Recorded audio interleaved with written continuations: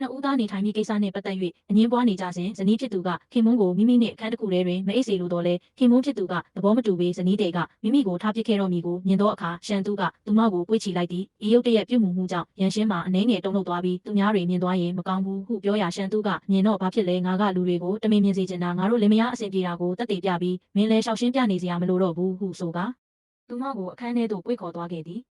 ခင်မွန်းဖြစ်သူကယနေ့ညမပြန်တော့ပဲဇွတ်နေတော့မီကိုသိသဖြင့်ရန်ရှင်းကဘေးနားရှိဝါကူလာထိုင်တွင်အိပ်ရန်စီစဉ်ပေးတော်လဲရှန်သူကမိမိတွင်ဒဏ်ရာရှိသဖြင့်ခုတင်ပေါ်တွင်သာအိပ်နိုင်ပြီဟုဆိုသည်သူသည်မိမိကိုကဲတင်ရာမှဒဏ်ရာရခဲ့ခြင်းဖြစ်သည်ကိုမြင်သဖြင့်ရန်ရှင်းကစိတ်မပါပဲခုတင်ကိုဖယ်ပေးကမိမိကမူစာပွဲခုံပေါ်တွင်အိပ်လိုက်သည်ရှန်သူလည်းထိုးချင်းနေကိုမြင်ပြီးလှဲ့အိပ်လိုက်တော်လဲမာကျော်သောစာပွဲခုံကြောင့်ရန်ရှင်းမှာဟိုးလက်ဒီလှဲ့ဖြင့်အိပ်မပြောနိုင်ဖြစ်နေသည်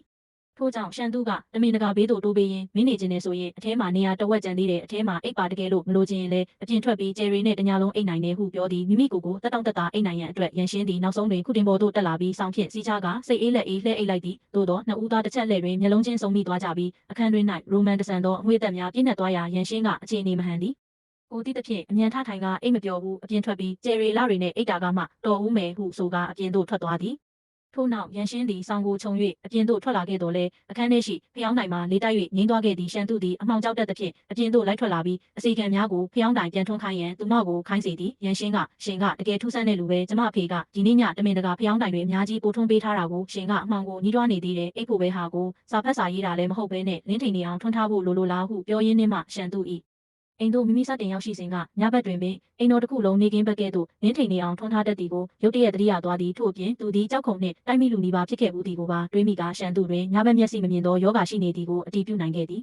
ပိုမိုတေချာစေရန်ရန်ရှင်းကအနောက်ဘက်ရှိကျဲလေးပွင့်မှာလှပလုံးသည်ဟုတမင်ညာပြောရာရှန်သူကသူမ၏စကားနောက်သို့လိုက်၍ထိုကျဲများ၏လက္ခဏာများကိုပါရှောက်ပြောသဖြင့်ထိုနေရာတွင်ကျဲလုံးဝမရှိကြောင်းနှင့်သူတကယ်မျက်စိမမြင်ရကြောင်းရန်ရှင်းတည်သွားခဲ့သည်ရန်ရှင်း၏အပြုမှုချက်ကြောင့်ရှန်သူသည်ငယ်စဉ်ကမိမိကိုအကျဉ်းကေဟာတွင်စောင့်ရှောက်ပေးခဲ့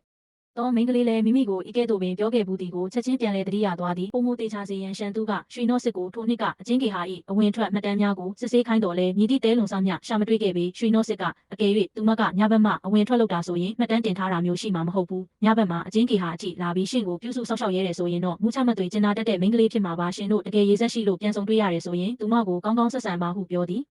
အချိန်ထဲမှာပင်ရန်ရှင်းသည်ရှန်သူ၏ညချက်ကန်းယောဂါကိုကုသပေးရန်ဆေးစာအုပ်အမြောက်များကိုဖတ်ရှုပြီးနောက်တရိတ်ဆန်ကလေးစာများနှင့်လင်းတို့ချေးကိုရောဆက်ချက်လုပ်ရသောတိုင်းရင်းစင်းဒီတစ်ခုကိုရှာဖွေတွေ့ရှိသွားသည်အိမ်တော်ထင်းကထိုဆေးရည်ကိုရှန်သူရှိသို့ယူဆောင်လာရာညှော်နှက်ပြင်းလွန်းသဖြင့်မျိုးချရန်ခက်ခဲလာတော့လဲဇနီးဖြစ်သူကမိမိအတွက်တမင်ချက်လုပ်ပေးထားခြင်းဖြစ်သည်ကိုသိသဖြင့်ရှန်သူကအောင်အေးကတစ်ခွက်လုံးကုန်အောင်တောက်လိုက်သည်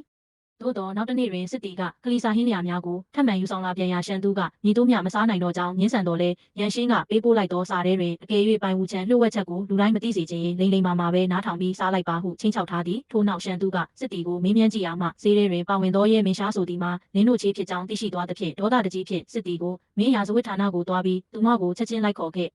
စမ်းဟုအမိန့်ပေးလိုက်တော့သည်